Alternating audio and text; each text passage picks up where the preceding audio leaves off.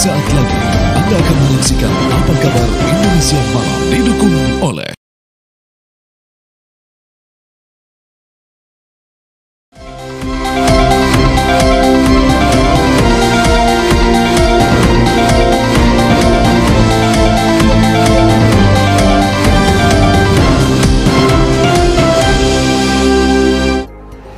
Assalamualaikum warahmatullahi wabarakatuh. Selamat malam pemirsa, selamat menikmati buka puasa Anda. Karena adzan maghrib baru saja berkumandang dan kami tentunya menemani Anda menikmati buka puasa dengan Apa Kabar Indonesia Malam akhir pekan. Silakan untuk mengademkan tenggorokan, begitu kan, mengademkan perut. Ya, ini sejalan juga dengan tema kita di mana Prabowo Subianto sepertinya mengajak partai-partai yang tidak bergabung tadinya di Koalisi Indonesia Maju. Apakah tujuannya juga untuk bikin adem suasana politik tanah air? Kita akan bahas semuanya bersama saya Putri Viola. Dan bersama saya Kenana di Apa Kabar Indonesia Malam, kita juga akan melihat informasi soal nelayan di Aceh yang menemukan adanya 3 mayat yang mengapung di Laut Aceh dan ini merupakan warga Rohingya. Selengkapnya di Apa Kabar Indonesia Malam untuk Anda.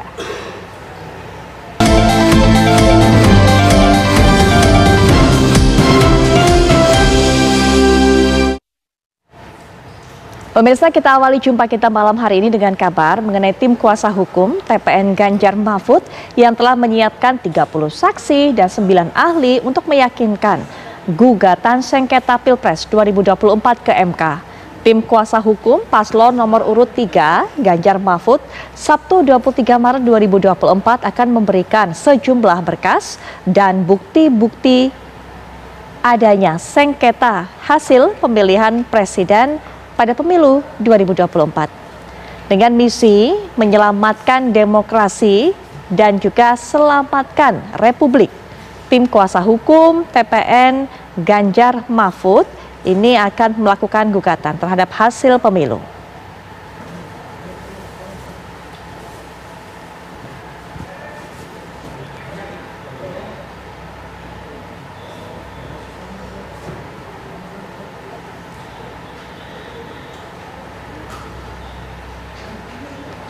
Ya, selamatkan demokrasi dan selamatkan Republik itu punchline kita pada hari ini. Nah, saudara-saudara, kita tentu ingin menang. Ketika kita berlaga di Mahkamah Konstitusi, kita ingin menang. Tidak kita punya objektif yang sama. Ya, Paslon 01 juga pasti ingin menang. Tapi yang lebih penting dari kemenangan itu adalah kita mampu menjaga Indonesia, menjaga Republik, menjaga demokrasi, menjaga masa depan kita. Karena kita bicara mengenai masa depan anak cucu kita. Kita bicara mengenai masa depan demokrasi yang akan memberikan semua kesempatan bagi anak bangsa dengan adil, dengan jujur, dengan equal, tanpa diskriminasi. Nah, saudara-saudara, kita ini berada dalam critical junction. Saya sebut critical junction karena inilah momen yang paling menentukan sebetulnya. Momen yang sangat kritis dalam kehidupan kita berbangsa dan bernegara, terutama setelah reformasi 1948. Karena kita dihadapkan pada pemilu dan pilpres yang banyak sekali masalah. Untuk tidak mengatakan this is the worst election in Indonesia. Kalau Anda baca majalah The Economist, di situ dikatakan this is the most undemocratic election. Kalau Anda bandingkan dengan 2004, 2009, 2014, dan 2019. Kalau Anda baca tulisan Margaret Scott di New York Times yang mereview buku Marcus Management mengenai Jokowi, dia bicara mengenai Indonesia's corrupted democracy. Jadi demokrasi yang sudah sangat korup. Nah, ini yang saya sebut ya sebagai critical junction ya, dalam hidup kita berbangsa dan bernegara. Kita berada dalam satu konflik antara authoritarianism dengan demokrasi. Pemerintah yang kecenderungannya otoriter dengan demokrasi yang kita dambakan. Nah, saudara-saudara, permohonan kami ke MK adalah upaya kita untuk membangun Indonesia kembali. Dan ini bukan kerja kita terakhir, bukan upaya terakhir, karena kerja kita akan makin banyak, ya, makin panjang. Ya. Jadi kerja yang masih panjang ini akan kita lakukan, ya, karena kita tidak bisa membiarkan Indonesia tenggelam. Jadi buat teman-teman media juga, pesan saya adalah lakukan apa yang bisa kalian lakukan untuk Indonesia yang sama-sama kita cintai ini. Do whatever you can. Ya. Ya, lalu bagaimana jalannya pemberian ataupun pengajuan gugatan dari TPN Ganjar Mahfud ke MK hari ini? Pemirsa, kami ajak Anda bergabung dengan rekan kami Leo Chandra di sana. Leo, bagaimana jalannya tadi penyerahan gugatan atas sengketa hasil pemilu 2024 dari TPN Ganjar Mahfud?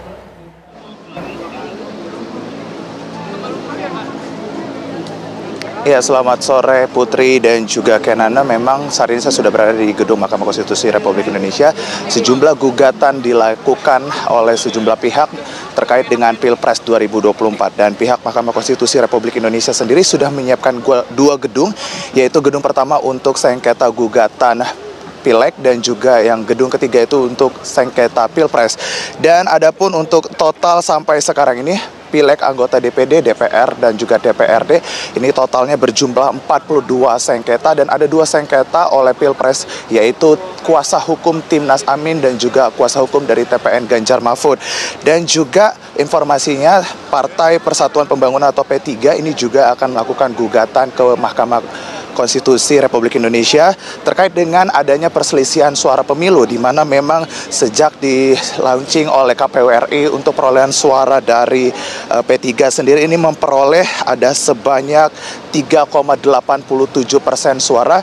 Dan untuk perolehan hitung secara internal di P3 sendiri ini ada sebanyak 4,04%, yang dimana ini artinya adanya selisih suara yang dilakukan penghitungan secara internal oleh P3, yaitu ada sebanyak kurang lebih 200 ribu suara yang berbeda dari hasil yang ditetapkan oleh KPU Republik Indonesia. Jika kita mengacu kepada Undang-Undang Nomor 7 Tahun 2017 mengenai tentang pemilu, ini partai politik setidaknya harus mencapai ambang batas yaitu 4%.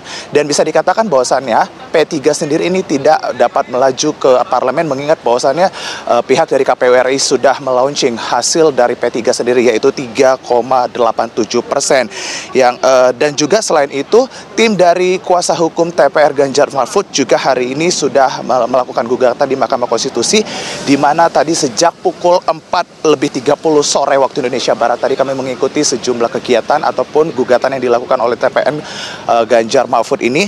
Tadi hadir juga Sekjen PDIP yaitu Hasto Kristianto dan juga Arsad Rashid selaku Ketua TPN Ganjar Mahfud. Dan juga sejumlah tim kuasa hukum dari TPN Ganjar Mahfud hadir: Todung Mulya Lubis, Henry Yosodiningrat, Roni Talapesi, Magdir Ismail, Vincentius Madrova, dan juga Servasius S. Manek.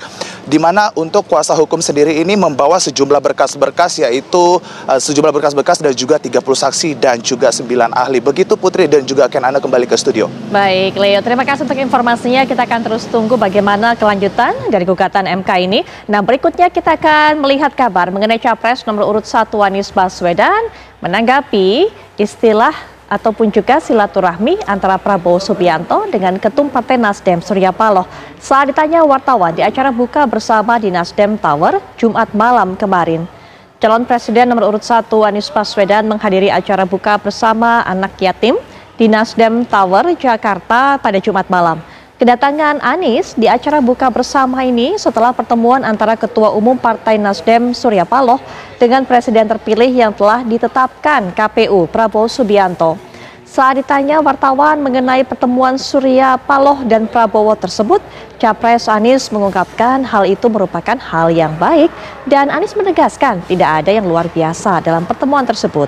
Berikut tanggapan Anies terkait pertemuan Surya Paloh dan Prabowo Subianto.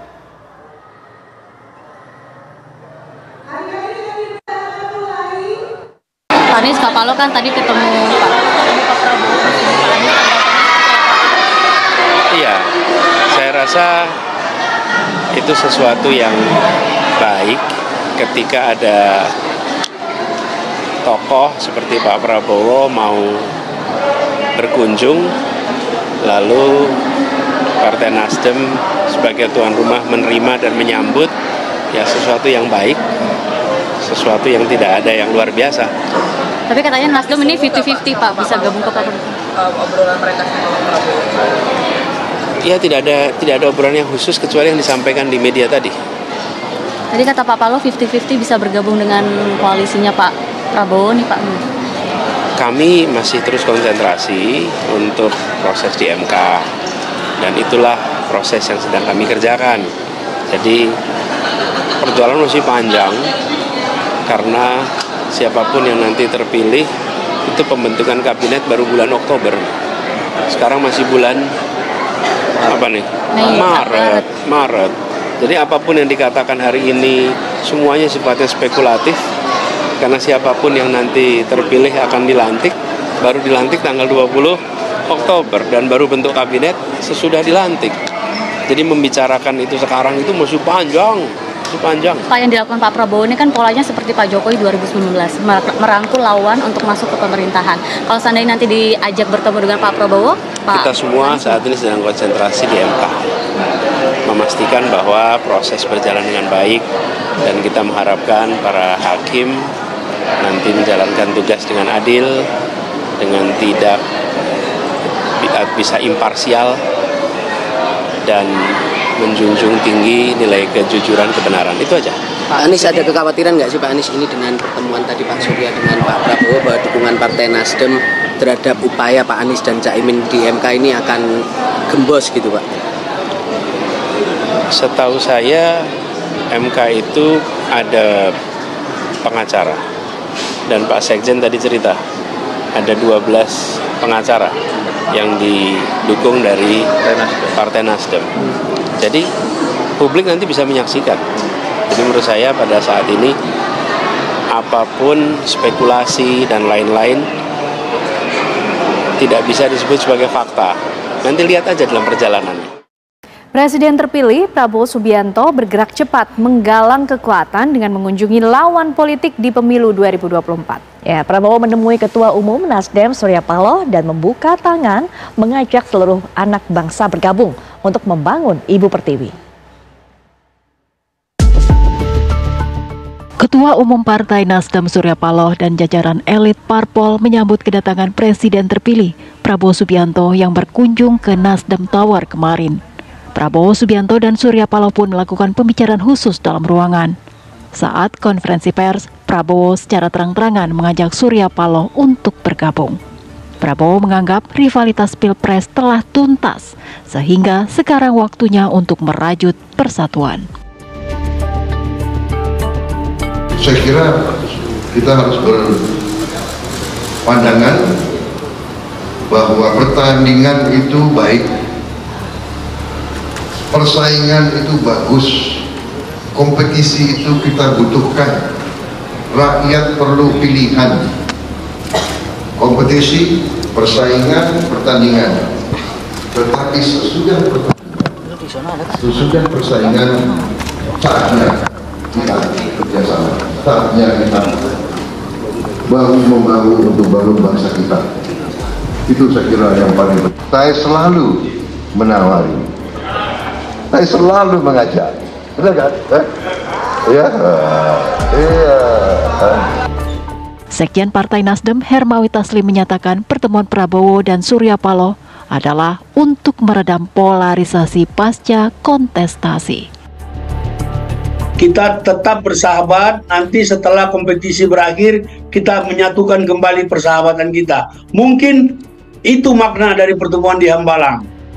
Tetapi yang penting buat saya hari ini adalah pertemuan silaturahmi, pertemuan antara pemimpin bangsa sekaliber Pak Prabowo dan sekaliber Pak Surya. Ini harus diperbanyak di antara para elit. Ini pembelajaran penting buat rakyat supaya polarisasi di bawah kita bisa redam. Ada saatnya berkompetisi, ada saatnya bersaing. Setelah itu selesai kita harus bersatu lagi. Masa mau bersaing, masa mau berkompetisi seumur hidup. Ada saatnya kita berhadapan-hadapan, ada saatnya kita berkompetisi, ada saatnya kita menyambung kembali silaturahmi, dan itulah yang terjadi saat ini. Nah, kalau ditanya peluang kita bersama atau tidak, pertama kita masih punya waktu 7 bulan. Tadi Pak Surya menegaskan secara eksplisit, kalau ditanya kami bergabung atau tidak dengan pemerintahan, peluangnya 50-50. Dalam politik, dalam kompetisi politik di Indonesia itu semuanya kawan, semuanya teman. Kalau anak Lubuk Pakam bilang berkawan ya kita semuanya. Jadi kemudian ada saatnya kita berkompetisi, ada saatnya kemudian kita bersanding kembali, bekerja bersama untuk Indonesia yang lebih baik. Dan komitmen itu yang digunakan oleh Pak Prabowo dalam hal ini. Oleh sebab itulah Pak Prabowo selalu dalam posisi dalam saat kompetisi kita berlomba-lomba dalam kebaikan untuk bangsa dan negara, atau dalam bahasa agama fastabiqul khairat. Nah, ketika selesai berkompetisi kita harus bekerja sama dalam konteks seperti apa? Kita bersepakat apakah bersama-sama di dalam pemerintahan atau kemudian salah satunya membantu di luar pemerintahan, misalnya sebagai watchdog, sebagai orang yang terus mengawasi kerja pemerintahan. Sementara itu, menurut pengamat politik Khairul Umam, pertemuan Prabowo Surya Paloh adalah bentuk negosiasi politik. Rasa-rasanya memang harganya sudah ketemu, sudah cocok gitu ya. Maka kemudian pertemuan terjadi. Dan satu lagi Mbak Tisa, rasa-rasanya ini adalah sebuah hasil dari sikap realistis Nasdem yang merasa bahwa memang PHPU di Mahkamah Konstitusi rasa-rasanya hasilnya bisa ditebak. Dan proses di DPR terkait dengan hak angket yang maju mundur, layu sebelum berkembang, rasa-rasanya juga tidak akan menghasilkan output yang signifikan. Maka daripada kemudian mendapatkan hasil kosong, maka kemudian dilakukanlah kompromi kepentingan, kemudian pola diplomasi dan juga negosiasi yang intinya, again, kepentingan menjadi pertaruhan yang paling utama. Partai Keadilan Sejahtera yang masih berada dalam koalisi perubahan bersama Nasdem dan PKB merespon momen Prabowo bersama Surya Paloh adalah sah-sah saja. PKS kini fokus dan konsisten bersama pasangan Anies Baswedan dan Muhaimin Iskandar untuk menggugat hasil pemilu ke Mahkamah Konstitusi (MK). Jadi bagi kami ya sah-sah saja, monggo hak masing-masing partai untuk melakukan itu. Tetapi bagi kami PKS, partai pengusung Anies Muhaimin, akan bersama rakyat, bersama dengan para pendukung 01 yang saat ini sedang mencari keadilan bahwa Pilpres itu belum selesai. Kami akan berusaha sekuat tenaga untuk membuat dua jalur. Satu adalah memastikan kita akan menggugat ke MK dengan fakta dan data yang kami miliki, dan yang kedua adalah kami akan berusaha sekuat tenaga menggunakan hak angket di DPR RI untuk mengungkap kebenaran, untuk mencari keadilan ketika banyaknya catatan-catatan itu. Lantas, seberapa besar kans Nasdem bergabung bersama Prabowo Subianto? Dan akankah kompromi politik terwujud? Atau mungkin ada kejutan menanti? Tim TV One mengabarkan. Kita sudah lihat tadi, salah satu yang dibuktikan oleh Prabowo Subianto ketika kemudian mengatakan pada masa kampanye akan mengajak semua partai oposisi untuk bisa bergabung. Rekonsiliasi setelah Nasdem, apakah partai-partai lainnya yang ada, baik itu memperkuat ataupun juga mendukung pasangan 01 ataupun 03, juga akan didatangi dan juga akan diajak bergabung. Ada PKS, kemudian juga ada PKB. Nanti kita akan dengarkan dalam diskusi setelah jeda tentunya, kan? Ya, betul sekali.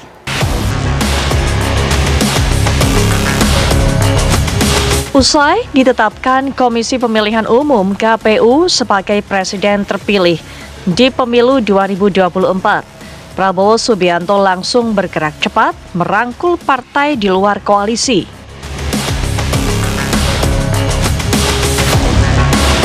Jumat kemarin, Prabowo Subianto menyambangi kantor pusat Partai Nasdem untuk bertemu Ketua Umum Partai Nasdem, Surya Paloh. Pertemuan Prabowo Subianto dan Surya Paloh seakan memperjelas sinyal upaya koalisi Indonesia Maju dalam mempertebal dan memperkuat koalisinya pada pemerintahan mendatang.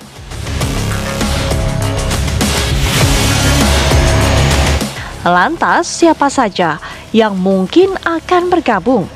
Akankah gugatan hasil Pilpres ke MK dan rencana hak angket akan menguap begitu saja? Tim TV One mengabarkan. Setelah kemarin terlihat komunikasi yang sepertinya adem banget, rukun banget antara Surya Paloh dengan Prabowo Subianto, kita jadi mencoba untuk menerka-nerka, berhitung begitu untuk bisa melihat parpol-parpol mana yang mungkin akan masuk, yang tadinya ini merupakan rival pada Pilpres 2024 yang sudah berlalu.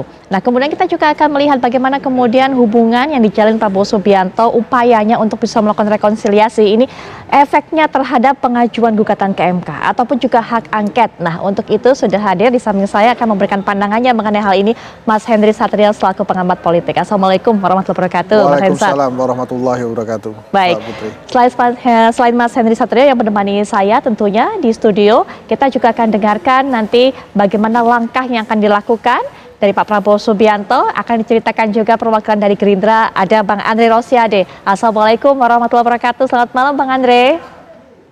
Waalaikumsalam Putri, lalu Bang Hensat, lalu satu lagi siapa nih namanya? Ya, ini ada Bahtiar. Ya, betul sekali, Bang Ismail Bahtiar nanti juga akan bercerita. Apakah PKS kemudian akan tergoda untuk masuk dan juga akhirnya menjadi satu koalisi dengan partai-partai yang lain yang mendukung pasangan Capres-Cawapres 02 kemarin yang sudah disahkan oleh KPU sebagai pemenang Pilpres. Ada Bang Ismail Bahtiar. Assalamualaikum warahmatullahi wabarakatuh. Selamat malam Bang Ismail. Selamat malam, waalaikumsalam Mbak Putri, salam Mas Andre, Bang Hensat, waalaikumsalam Bang Andre. Ya, selain kita ingin mendengarkan suara PKS, kita juga ingin tahu bagaimana tanggapan dari PKB. Bang Daniel Johan juga insya Allah sepertinya sudah bergabung dengan kita. Assalamualaikum warahmatullahi wabarakatuh, Bang Daniel Johan. Sepertinya. Waalaikumsalam Mbak. Assalamualaikum buat semua abang-abang saya. Maaf nih, saya lagi di jalan nih. Baik Bang Daniel, kami juga terima kasih sudah meluangkan terima kasih sudah meluangkan waktunya yang sedang beraktivitas di jalan. Ada Bang Daniel dan juga Bang Andre. Tapi kita ingin sekali untuk mendengarkan suara Bang Daniel Johan terlebih dahulu. Melihat sikap yang sudah ditunjukkan oleh Nasdem, sudah bertemu Pak Surya Paloh ini dan sepertinya kemungkinan kuat akan terjalin sesuatu di antara keduanya. Bagaimana langkah dari PKB melihat hal ini? Ya, terima kasih. Sejujurnya kami belum paham ya, tetapi silaturahmi antar tokoh masyarakat, pemimpin bangsa di tengah bulan Ramadan yang penuh berkah ini, ya kita anggap sesuatu hal yang baik ya. Jadi bagi kami tidak masalah dan memang silaturahmi itu kan harus terus berjalan ya. Tetapi persoalan urusan koalisi, bergabung atau tidak, di kami sendiri belum membahas karena saat ini kami lagi fokus menunggu sampai tuntasnya tim hukum Amin sampai di MK nanti.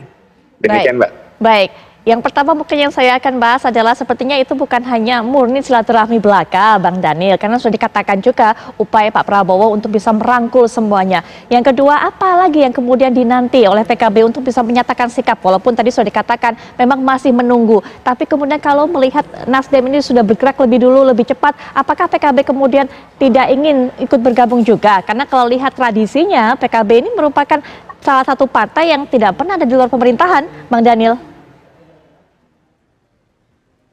Ya, nah makanya karena ini belum dibahas, mungkin nanti juga kami sambil akan berkonsultasi lah dengan para sesepuh, dengan para tokoh masyarakat, termasuk dengan para sukarelawan yang selama ini sudah berjibaku dengan pasangan Amin ya, termasuk para kiai, para tokoh-tokoh agama yang lain. Nah kita lihat karena bagaimanapun baik bergabung maupun tidak itu kan ada plus minusnya. Nah nanti kita lihat pilihan yang terbaik seperti apa dan tentu pilihan terbaik adalah yang akan menjadi pertimbangan nanti. Baik, kalau PKB masih merundingkan semuanya, masih berpikir, masih menunggu, bagaimana dengan PKS, Bang Ismail? Apakah sudah ada sikap yang akan dinyatakan, sudah menentukan pilihan, apakah bergabung atau tetap menjadi salah satu partai yang ada di luar pemerintahan? Pertama, Mbak Putri, saya kira terlalu cepat kami dalam menentukan sikap ketika misalnya hari ini proses tahapan pemilu sesungguhnya belum 100% tuntas. Yang terjadi barusan ini kan adalah hasil pengumuman rekapitulasi KPU. Masih ada tahapan yang sedang berlangsung khususnya gugatan Timnas Amin terhadap proses pemilu yang banyak menemui catatan kritis. Kemudian yang kedua saya ingin sampaikan bahwa sampai hari ini PKS masih tetap getol, masih tetap berkeyakinan bahwa ada 24% suara amanah rakyat yang telah dititipkan harus kami berikan pertanggungjawaban secara moral, khususnya melalui mekanisme hak angket dalam rangka memberikan pandangan secara umum kepada masyarakat bahwa tentu pada proses pemilu kemarin meskipun sudah berlangsung dan kemudian kita bersyukur khususnya PKS juga telah menyampaikan bahwa menerima hasil itu dengan catatan kritis. Kami ingin menyampaikan kepada publik supaya proses pendidikan politik di 2024 ini khususnya yang menjadi beberapa persoalan-persoalan tidak kemudian terjadi lagi di kemudian hari, khususnya pemilu mendatang. Olehnya sampai hari ini PKS masih bersikukuh, sampai hari ini PKS masih teguh dalam rangka mengawal 24% suara masyarakat yang dititipkan dalam pasangan Anies Muhaimin di pemilu kemarin. Baik, Bang Andre, ada yang masih berdiskusi, ada yang kemudian juga masih menanti, terlalu dini begitu kabarnya, tadi dikatakan juga oleh Bang Ismail. Tapi Bang Andre, PKB, PKS bakal didatengin juga nggak sih oleh Pak Prabowo? Bakal diajak gabung juga nggak sih? Begini Putri, kan kenapa Pak Prabowo mendatangi Partai Nasdem dan Pak Surya? Karena memang Pak Prabowo berterima kasih atas ucapan yang disampaikan oleh Partai Nasdem dan Pak Surya Paloh, mengingatkan Nasdem adalah yang tercepat mengucapkan selamat.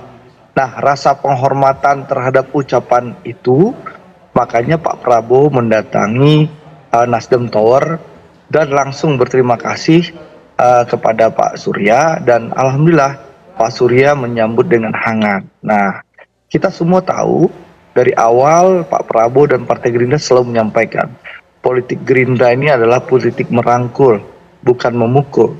Dan berulang-ulang kali Pak Prabowo dalam kampanye menyampaikan beliau kalau diberikan mandat oleh rakyat, beliau akan menjadi presiden seluruh rakyat Indonesia.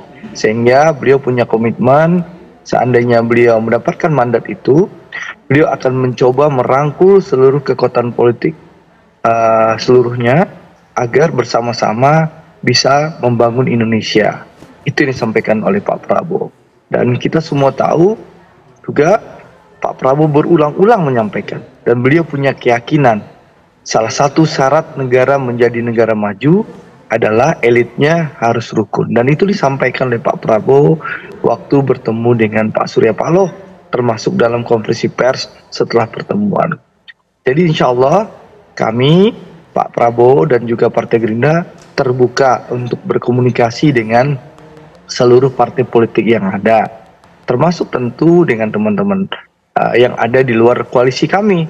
Kemarin Nasdem sudah, insya Allah kita akan ketemu dengan partai-partai yang lain. Inilah komitmen Pak Prabowo, komitmen Partai Gerindra, karena kita ingin politik yang merangkul, bukan memukul. Ya, kita ingin menjadi presiden seluruh rakyat Indonesia. Jadi insya Allah kita tidak punya masalah dengan seluruh partai, dengan seluruh tokoh, tinggal tunggu waktunya. Kita tunggu, kita hormati, mungkin pilihannya teman-teman PKS masih menunggu Mahkamah Konstitusi, lalu Bang Daniel masih punya komitmen yang seperti itu, tidak ada masalah. Tapi insya Allah, komunikasi kan ada panggung depan dan panggung belakang, Putri. Jadi insya Allah, komunikasi berjalan dengan baik, dan insya Allah ya kita berkomitmen lah. Sekali lagi, kita akan mengajak seluruh kekuatan yang ada, kita mengajak dan akan merangkul seluruh kekuatan yang ada untuk bersama-sama membangun Indonesia. Inilah komitmen Pak Prabowo. Karena sekali lagi, Pak Prabowo dan Pak Jokowi sudah menunjukkan bahwa beliau berdua adalah tokoh pemersatu bangsa. Dan insya Allah 2024 ini Pak Prabowo sebagai presiden terpilih dan insya Allah dilantik nanti 20 Oktober 2024, beliau akan menunjukkan sebagai tokoh pemersatu bangsa yang akan mengajak seluruh kekuatan bersama-sama membangun Indonesia. Inilah komitmen kami. Baik Bang Andre. Mas Hensat, politik yang merangkul bukan memukul, akankah ini kemudian diaminkan ajakan ini oleh partai-partai lainnya, termasuk juga dua partai yang kita ajak bergabung juga, kita mintai pandangannya, PKB dan PKS tadi. Menurut pandangan dari Bang Henry? Saya sih bersyukur melihat kejadian yang kemarin ya. Yang pertama, ada 3 alasan saya. Yang pertama, supaya lebih jelas politik Indonesia arahnya nanti kemana, kemudian apa yang akan terjadi ke depan itu lebih mudah digambarkan. Kemudian yang kedua, kenapa saya juga berbangga kemarin kan memang secara faktual, walaupun akan ada penetapan oleh KPU, tapi sebelum dibatalkan oleh KPU, berdasarkan hasil rekapitulasi, Pak Prabowo adalah pemenang Pilpres gitu ya. Nah, dengan kemarin komunikasi dilakukan dengan Nasdem, saya melihatnya Pak Prabowo membuktikan bahwa dirinya independen, jadi tidak berada di bawah bayang-bayang Pak Jokowi. Kemudian yang ketiga, kalau memang koalisi ini dibentuk gitu ya, Pak Prabowo yang memimpin dan bertemu Nasdem juga menjadi salah satu poin penting dalam pembentukan koalisi itu. Saya yakin Pak Prabowo tidak punya masalah dengan Ibu Megawati Soekarno Putri. Jadi mungkin dalam waktu dekat mudah-mudahan Prabowo dan Megawati Soekarno Putri juga bisa bertemu, sehingga sebagai pemenang Pilpres itu nanti kita lihat bagaimana perjalanan pemerintahan ke depannya. Bahkan satu hal yang saya apresiasi dari Pak Prabowo bahwa beliau juga akan mengunjungi P3. Jadi artinya ada suntikan moral dan semangat ya bagi P3 yang sedang memperjuangkan penambahan suara 0,13% supaya bisa lolos ke parlemen. Tentunya bila terrealisasi kunjungan Pak Prabowo ke P3, ini akan menjadi suntikan moral dan suntikan semangat luar biasa buat P3. Jadi harus kita apresiasi apa yang dilakukan oleh Pak Prabowo ya. Dan bila benar apa yang dikatakan oleh Bang Andre, merangkul tidak memukul, mudah-mudahan juga masih ada ruang untuk kelompok di luar pemerintahan yang tetap memberikan masukan-masukan kritis kepada pemerintah nantinya kan. Pak Prabowo sempat mengatakan bahwa demokrasi ini melelahkan, berantakan, dan mahal gitu ya. Mudah-mudahan perkataan itu tidak menjadi sebuah beban bagi Pak Prabowo yang akhirnya mengadakan atau melakukan pembatasan-pembatasan demokrasi. Apa yang dilakukan Pak Prabowo hari ini sangat positif. Dan mudah-mudahan itu tadi doa saya adalah setelah semuanya dirangkul, masih ada ruang untuk kelompok yang memutuskan berada di luar pemerintahan dan tetap memberikan masukan kritis kepada pemerintahan Prabowo nanti. Menurut Bang Henry, apakah partai itu adalah PKS yang tadi Bang Ismail mengatakan masih bersikukuh ada di posisi seperti itu hingga saat ini setidaknya? Ya sangat mungkin PKS atau PDI Perjuangan ya berada di luar kelompok itu, tapi yang saya maksudkan adalah bisa saja kemudian Pak Prabowo bertemu dengan semuanya dan kemudian menghormati posisi setiap partai politik pada saat mereka memutuskan apakah akan di dalam dan di luar. Satu lagi sebetulnya yang menarik dengan pertemuan ini adalah desas-desus adanya koalisi besar, gitu ya, yang dipimpin oleh Pak Jokowi. Nah dengan safari Pak Prabowo hari ini, saya menyambut baiknya dalam rangka desas-desus koalisi besar itu. Semoga tidak terjadi tuh koalisi besarnya. Karena sebentar dikit lagi nih. Karena menurut saya koalisi besar itu hanya cocok untuk partai politik yang butuh bantuan. Bukan partai-partai besar seperti Nasdem, Gerindra, PKB atau PKS. Saya terpaksa tahan sampai di situ. Masalah koalisi besar, karena nanti di segmen berikutnya Ken Ana juga akan menjelaskan mengenai koalisi besar ini, termasuk berbincang juga dengan Bang Henry Satrio, tapi di segmen berikutnya tetaplah bersama kami di Apa Kabar Indonesia Malam Akhir Pekan.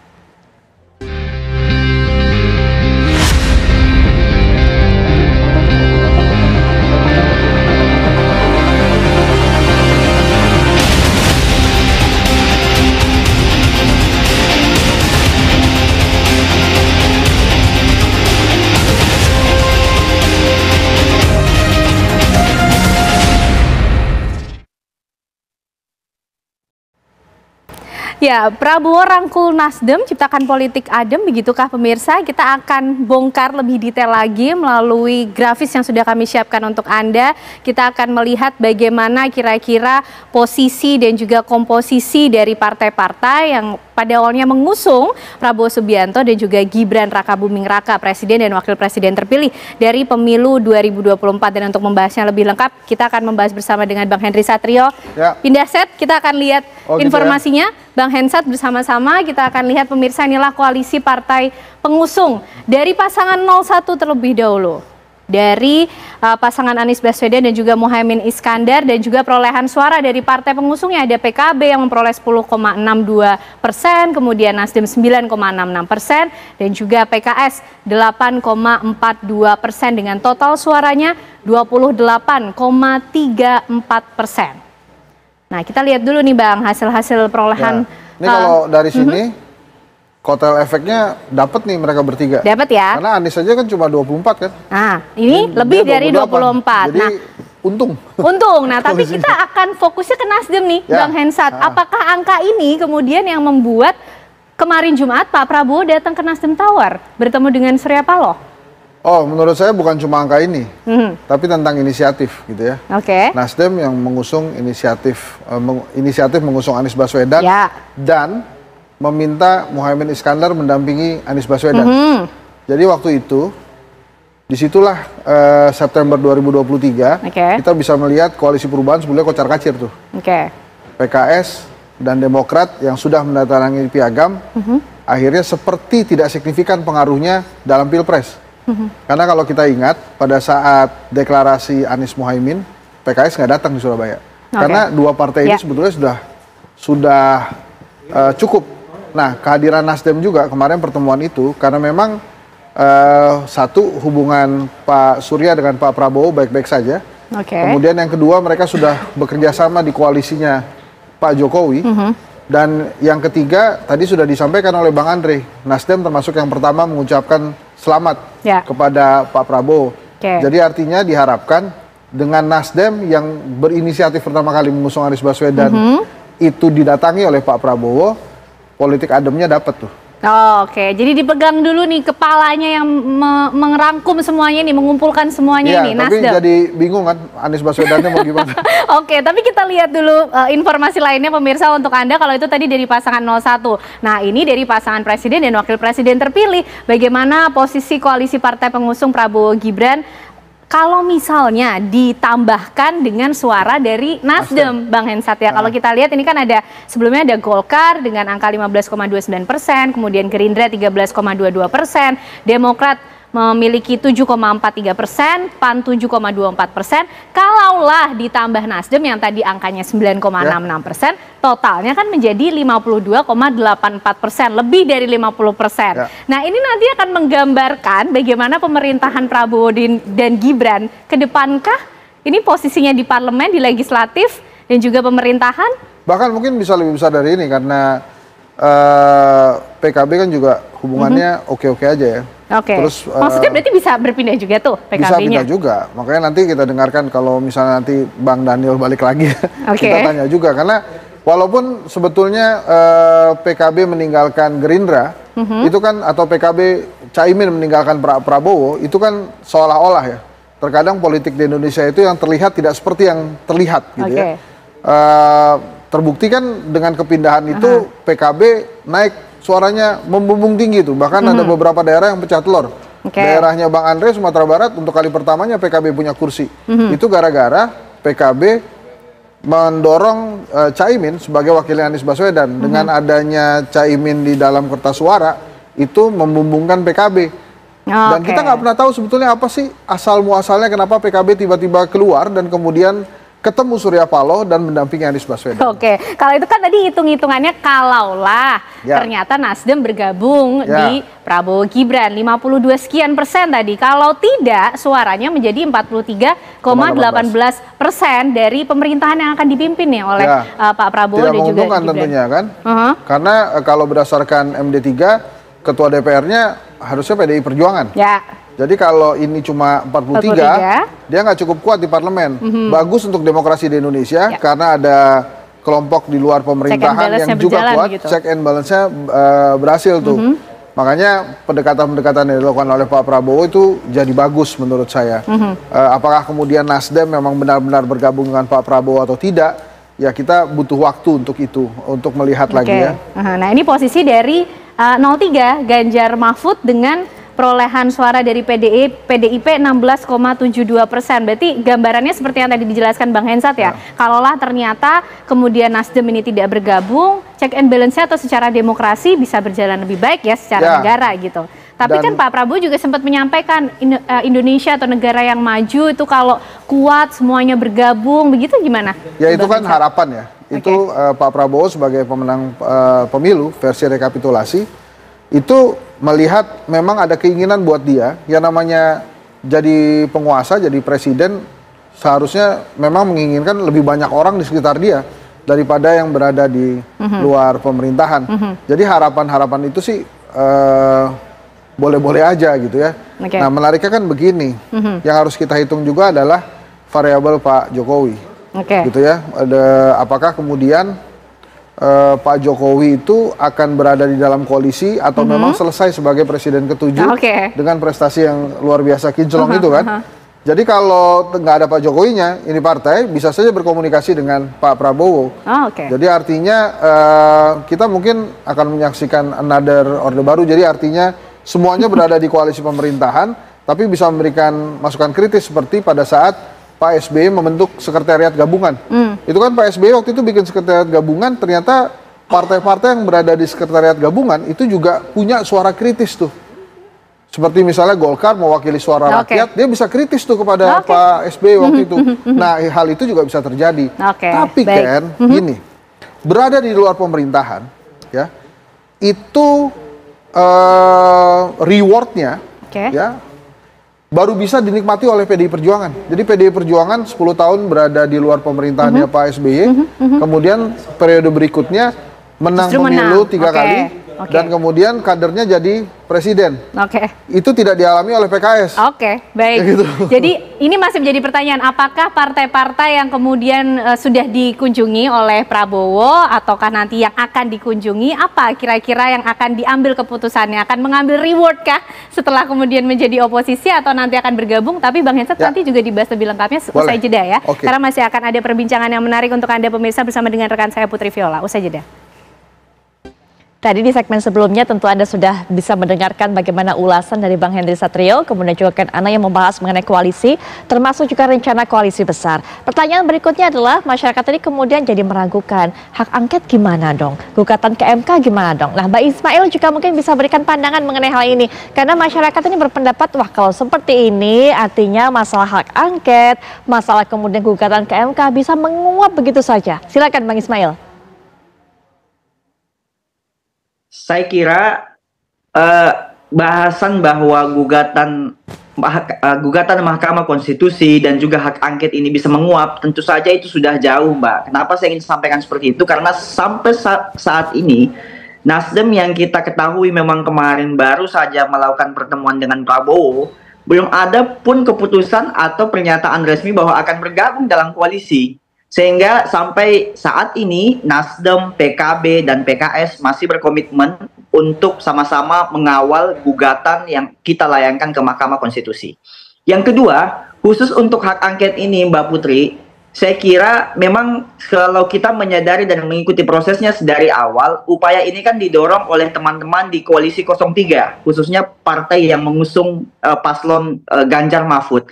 Kami tentu saja sebenarnya sampai saat ini masih menunggu ihwal awal bagaimana kemudian proses hak angket ini diinisiasi dan dimulai oleh teman-teman yang ada di paslon 03. Tapi memang kelihatannya belum ada tanda-tanda sehingga PKS sebagai salah satu partai yang sudah bertahan selama kurang lebih 10 tahun beroposisi, jelas membersamai rakyat, mengambil inisiasi bahwa kami akan menjadi partai yang kemudian mengawali upaya hak angket ini dalam rangka memberikan gambaran kepada masyarakat terkait dengan bagaimana pemilu 2024 yang memiliki banyak sekali catatan-catatan kritis.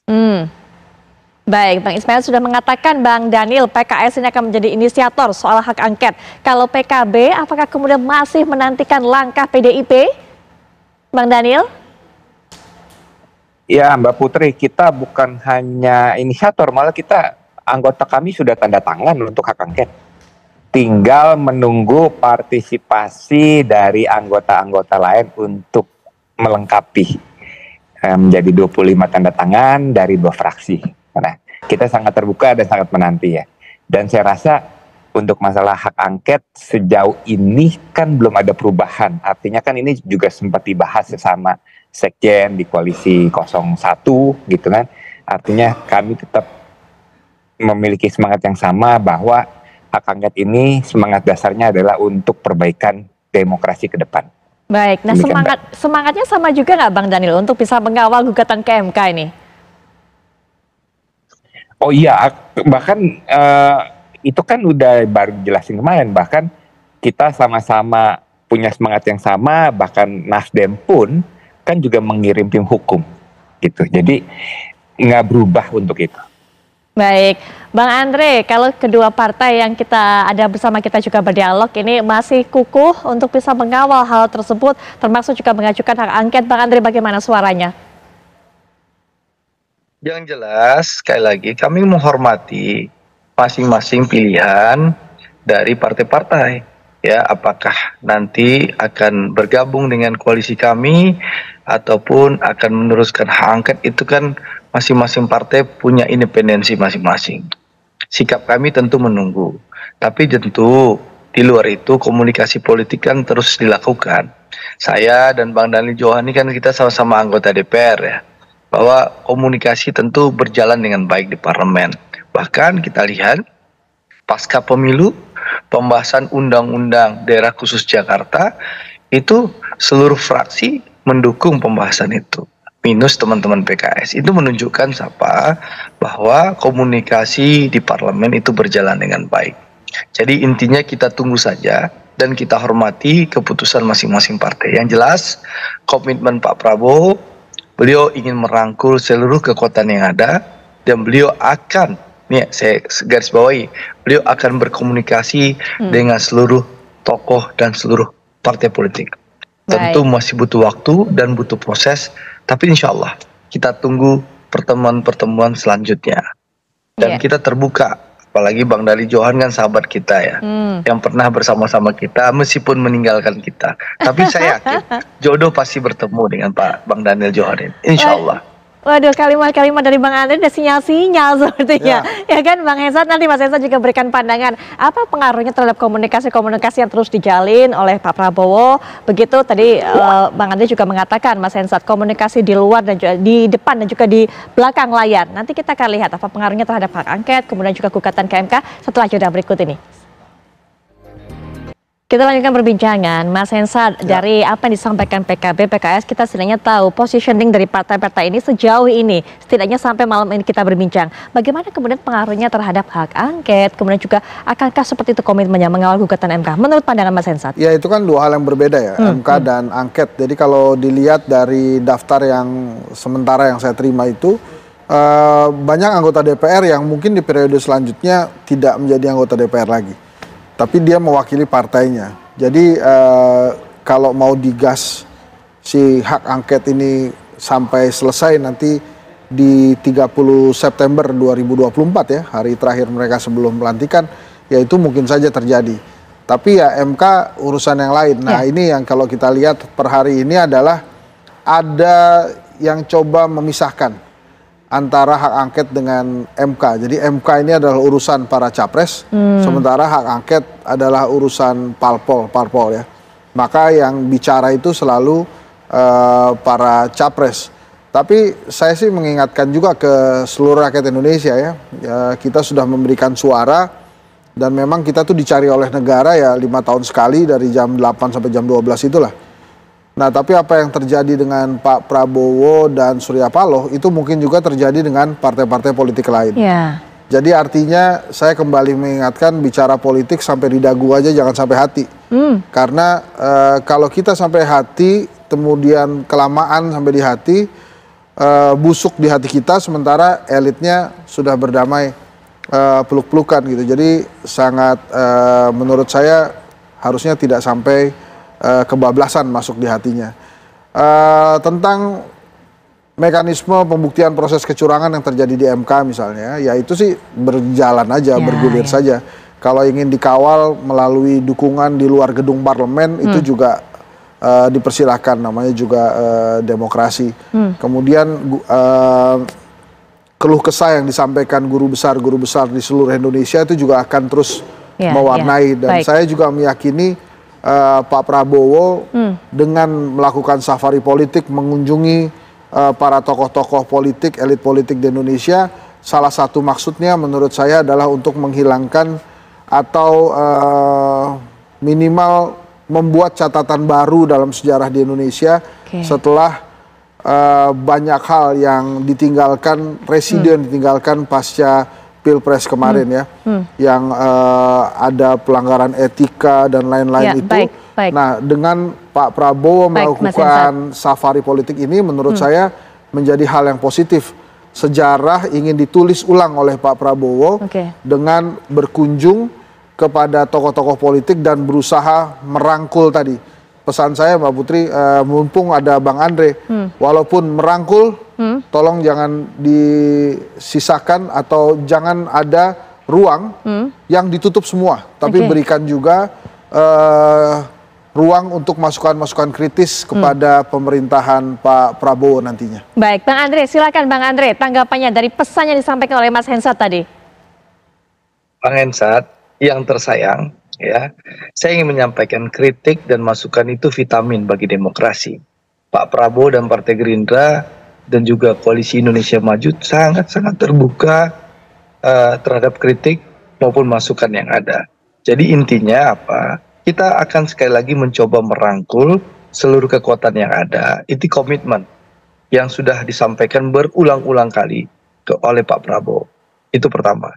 Yang kedua, Pak Prabowo juga punya keyakinan bahwa kalau elitnya rukun, insya Allah negara bisa maju. Itu keyakinan Pak Prabowo. Yang ketiga tentu, ya kita berupaya merangkul, mengajak, tapi sekali lagi keputusan kan ada di masing-masing partai politik. Ya, ada yang mungkin memilih bergabung nantinya, mungkin ada yang memilih di luar, tentu semua kita hormati.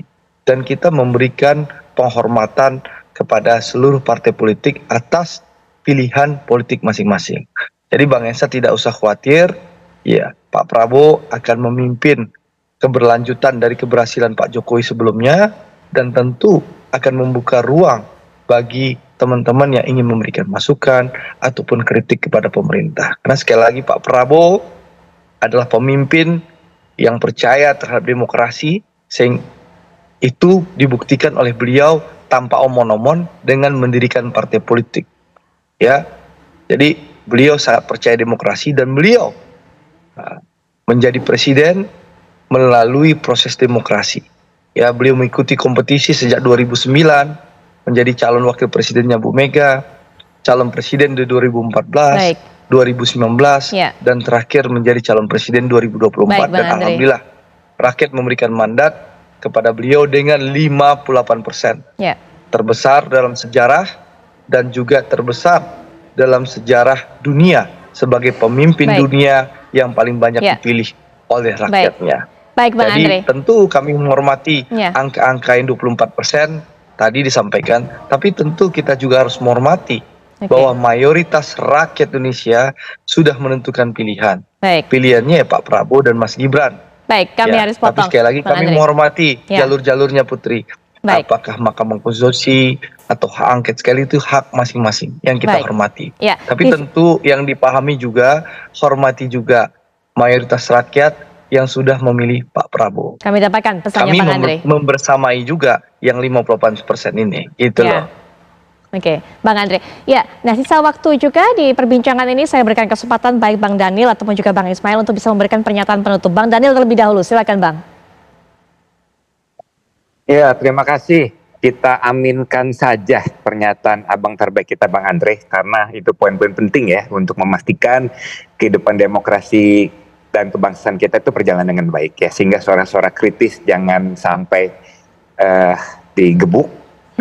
Karena banyak yang mengkhawatirkan hal itu, tetapi kita merasa lega bahwa komitmen kebangsaan, komitmen untuk mendengarkan semua aspirasi itu diberikan ruang. Demikian. Baik, Bang Ismail terakhir juga penutup singkat, Bang. Baik, memang tentu saja sebagai calon presiden terpilih yang diumumkan KPU bukan hal yang sulit saya kira Pak Prabowo untuk menjangkau semua pihak, termasuk sekalipun dengan PKS. Saya kira butuh catatan bahwa pernah 2 periode selama 10 tahun PKS membersamai Pak Prabowo, tetapi buat kami ada hal satu yang cukup sulit untuk kami baca sampai hari ini.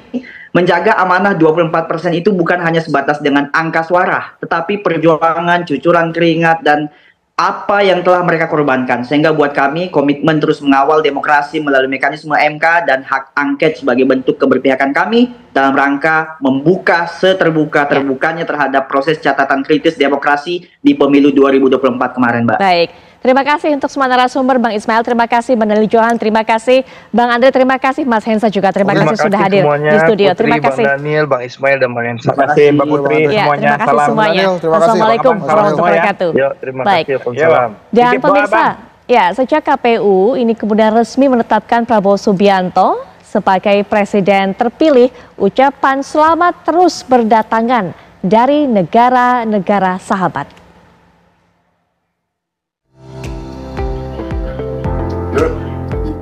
Presiden terpilih Prabowo Subianto menerima ucapan selamat melalui telepon dari Presiden Amerika Serikat Joe Biden.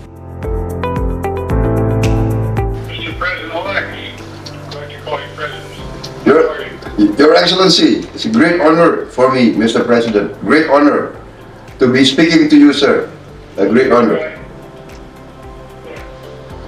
I'm really happy to see the significant win you had and congratulate you on the electoral victory. I expanded our cooperation on issues like trade, investment, health cooperation, and respect for human rights, a whole range of things. And I think we can accelerate Indonesia's clean energy transition. So we want to be a partner. Yes, sir. Yes, sir. And so I really will work to enhance our friendship, our cooperation, and I really feel really honored that I'm speaking to the President of the United States. And actually, I'm a great admirer of you, sir. I followed your career a long time. I'm a great admirer of you, sir. Presiden Amerika Serikat Joe Biden dan Presiden terpilih Indonesia Prabowo Subianto menyampaikan pujian bagi hubungan Amerika Serikat dan Indonesia yang merayakan 75 tahun hubungan diplomatik dengan dilandasi nilai-nilai bersama yaitu demokrasi dan pluralisme. President Biden spoke earlier today with President-elect Prabowo Subianto of Indonesia to congratulate him on his election victory. President Biden pledged to expand cooperation with Indonesia under the U.S.-Indonesia Comprehensive Strategic Partnership and the Indo-Pacific Economic Framework, and to work together towards an Indo-Pacific that is free, open, prosperous, and secure. Ucapan selamat juga datang dari pemerintah Inggris yang disampaikan oleh Duta Besar Inggris untuk Indonesia, Dominic Jeremy. Saya Dominic Jeremy, Duta Besar Inggris, dan menyusul pengumuman KPU, saya ucapkan selamat kepada Presiden terpilih Bapak Prabowo yang telah memenangkan pemilu 2024. Sebagaimana disampaikan Perdana Menteri Rishi Sunak di surat ucapannya, kami siap meningkatkan kemitraan Indonesia dan Inggris di tahun-tahun mendatang. Presiden Cina Xi Jinping menyampaikan selamat kepada Presiden terpilih Prabowo Subianto melalui telepon. Xi Jinping berharap bisa bekerja bersama Prabowo memimpin pembangunan komunitas dengan masa depan bersama antara China dan Indonesia. 中方祝贺普拉博沃先生在总统选举中胜出，习近平主席已向他致电祝贺。中国与印尼是传统友好邻邦，中方高度重视中印尼关系的发展，愿同印尼一道努力，弘扬传统友谊，深化全方位战略合作，推动中印尼命运共同体建设取得更大发展，更好地造福两国和两国人。 Kebakaran hebat diduga akibat korsleting arus listrik pemirsa terjadi.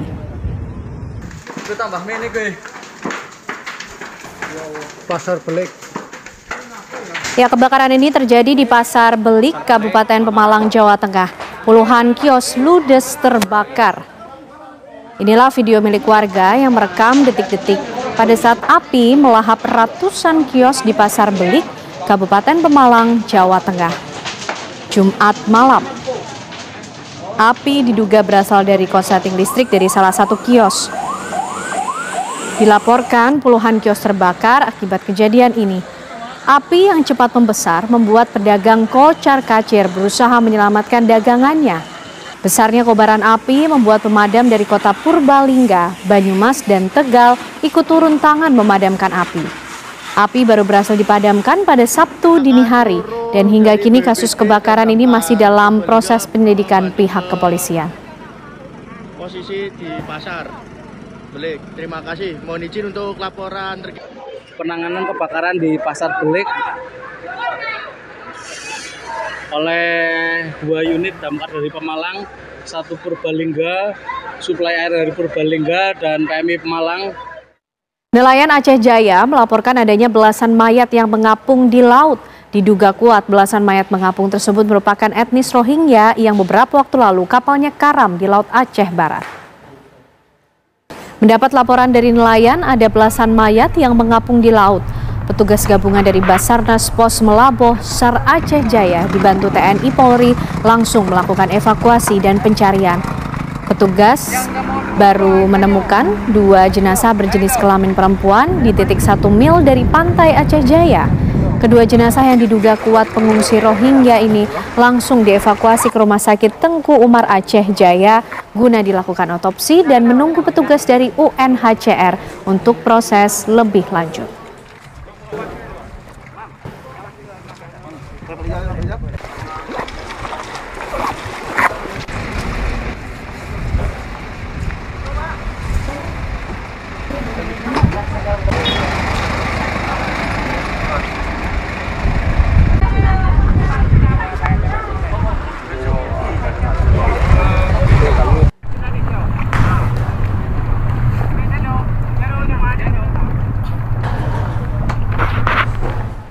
Untuk mengetahui informasi terbaru dari hal ini, pemirsa, kami ajak Anda berbincang dengan Bapak Juanda, Kapos SAR Melaboh. Assalamualaikum, selamat malam Pak Juanda. Waalaikumsalam Mbak Ben. Ya, Pak Juanda, sampai sejauh ini sudah ada berapa mayat yang ditemukan oleh nelayan mengapung di Laut Aceh ini, Pak? Baik Mbak, tadi awalnya kita mendapat informasi dari nelayan Aceh Jaya. Kemudian kita koordinasi dengan pihak terkait, yakni dari TNI, Polri, Satgas SAR Aceh Jaya, BPBD Aceh Jaya, serta masyarakat dan nelayan Aceh Jaya ini. Kemudian pada pukul 12:45 kita lakukan evakuasi berdasarkan informasi dari nelayan bahwasanya mereka menemukan 3 mayat ngapung di perairan Aceh Jaya di sekitar Pulau Rigai, sekitar 4 mil dari bibir pantai. Kemudian setelah kita turun dengan menggunakan 2 LCR dan 1 bot nelayan, kita melakukan penyisiran. Setelah sekitar 1-2 mil kita menemukan 1 mayat wanita. Kemudian kita evakuasi, tidak lama kemudian kita menemukan 1 lagi. Kemudian kita dua-duanya kita evakuasi ke darat. Kemudian kawan-kawan dari PMI dan PC 199 mengevakuasinya ke rumah sakit. Kemudian pada sore hari nelayan juga melaporkan kembali kepada kita bahwasanya mereka menemukan sekitar 7 mayat mengapung di perairan Aceh Jaya. Kita turun kembali dengan semua unsur yang ada di operasi pencarian ini sampai jam 18.20 kita hanya menemukan 1 mayat berjenis kelamin laki-laki, diperkirakan anak-anak. Jadi sampai sore ini, sampai malam ini kita baru menemukan 3 mayat yang mengapung di perairan Aceh Jaya. Demikian Mbak Ken. Ya, Pak, apakah sudah bisa dipastikan mayat yang ditemukan mengapung di lautan Aceh ini merupakan warga dari etnis Rohingya? Untuk sementara kita tidak bisa memastikan karena pihak rumah sakit dan pihak terkait yang mengidentifikasi. Dugaan mungkin, dugaan ya nengok dari face-nya mungkin. Cuman kita dari pihak pencarian khususnya Basarnas tidak bisa memastikan itu dari pengungsi Rohingya. Demikian Mbak Ken. Baik, terima kasih Pak Juanda informasinya. Kepala Pos SAR Melaboh sudah bergabung bersama kami di Apa Kabar Indonesia Malam. Selamat malam Pak, Assalamualaikum. Ya pemirsa, seorang ibu rumah tangga di Kota Palangkaraya, Kalimantan Tengah menjadi korban penganiayaan oleh pria tak dikenal. Selain menghebohkan warga sekitar, video korban penganiayaan juga viral di sosial media.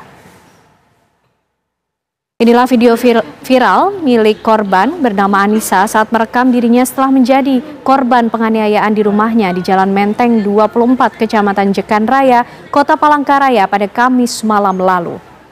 Dengan wajah berlumur darah, perempuan berusia 45 tahun meminta pertolongan dengan mengaku dirampok oleh orang tak dikenal. Penganiayaan dilakukan seorang pria tak dikenal tersebut juga diakui oleh anak pertama korban bernama Cynthia. Bahkan Cynthia melihat langsung ibunya disiksa oleh pria tak dikenal berbadan kurus yang sebelumnya datang ke rumah mereka dengan alasan bertanya alamat seseorang. Warga yang mengetahui kejadian ini langsung membawa korban Anissa ke rumah sakit terdekat. Sementara pelaku berhasil kabur tanpa membawa barang berharga milik korban.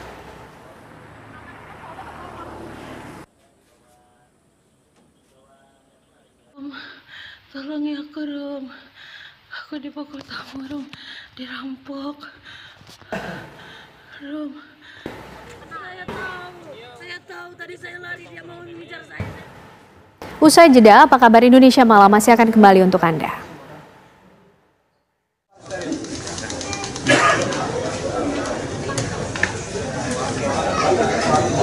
Diduga menjadi korban aksi perampokan. Sang adik ditemukan meninggal dunia dengan luka tusuk di leher. Sedangkan sang kakak mengalami luka lebam di bagian wajah.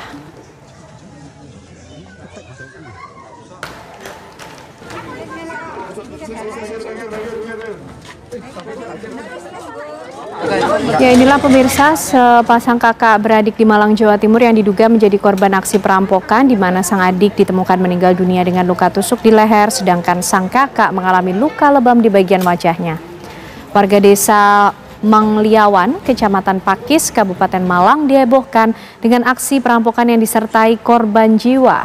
Agus, seorang tunanetra yang tinggal di Jalan Anggodo, ditemukan warga sudah tidak bernyawa dengan pisau yang masih ada di bagian tubuhnya, sedangkan Esther, kakaknya mengalami luka di bagian wajah dan langsung dilarikan ke rumah sakit untuk mendapatkan perawatan medis. Hingga saat ini pemirsa, pihak kepolisian masih melakukan pendalaman terkait dengan kasus ini.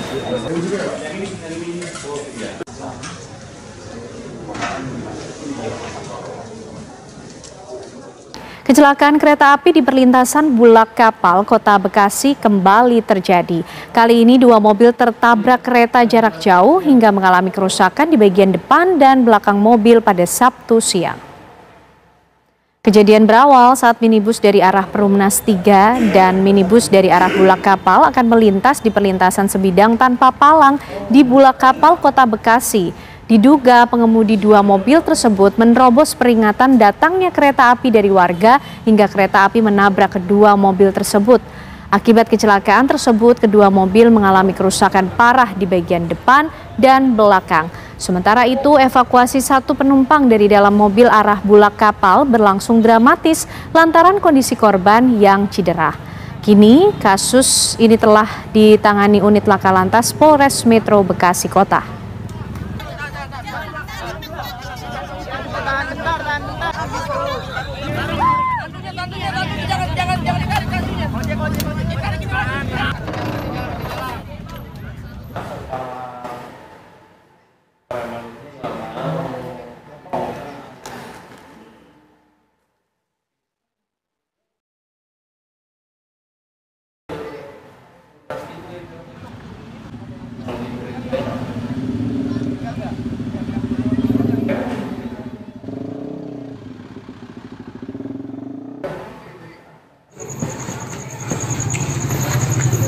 Seorang pria bertato babak belur usai kedapatan membobol sebuah rumah toko milik warga di Pacitan, Jawa Timur. Pria itu diduga akan mencuri saat warga tengah sholat raweh. Inilah video amatir saat pria bertato menjadi sasaran amuk massa di Desa Widoro, Kecamatan Kabupaten Pacitan, Jawa Timur pada Jumat malam. Pria tersebut terpergok tengah membobol rumah toko kelontong milik Kasirah warga desa setempat. Aksi pembobolan toko tersebut terjadi sekitar pukul 19.30 waktu Indonesia Barat saat warga dan pemilik rumah sedang menjalankan ibadah sholat tarawih. Beruntung aksi pelaku diketahui warga yang langsung menangkapnya beramai-ramai. Polisi yang tiba di lokasi kejadian langsung menggelandang pelaku yang diketahui bernama Nur Kamit, warga Kampung Gisik Rejo, Kecamatan Semarang Utara, ke Mapolres Pacitan untuk pemeriksaan lebih lanjut.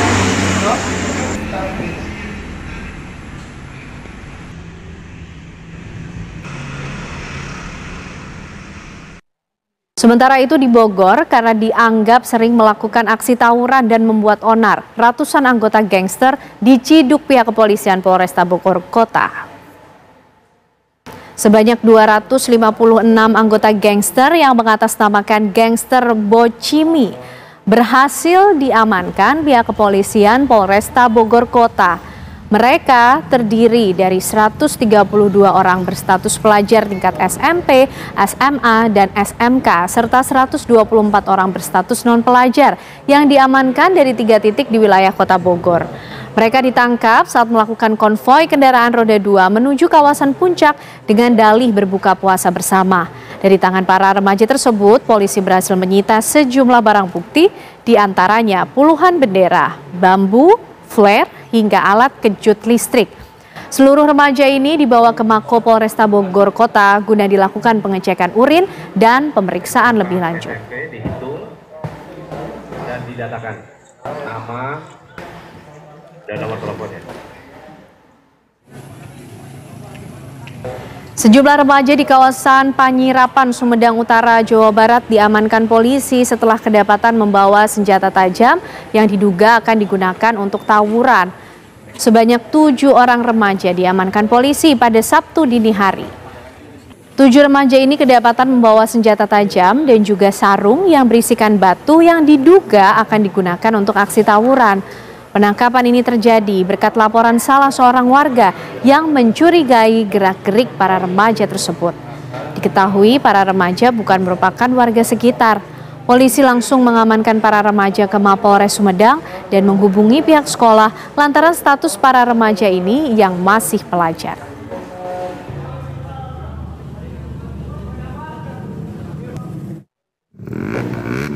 Jajaran Polres Probolinggo bubarkan paksa ajang balap liar saat ngabuburit di Probolinggo, Jawa Timur. Dalam razia di bulan Ramadan tersebut, puluhan sepeda motor terjaring dan diangkut ke Mapolres.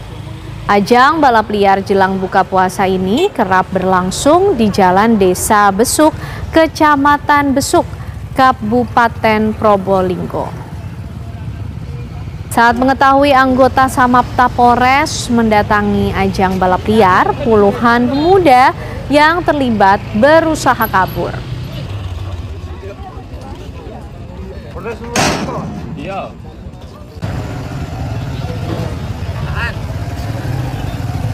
Dan petugas yang sudah mengepung di 2 jalur desa tersebut berhasil mengamankan puluhan pembalap liar tersebut.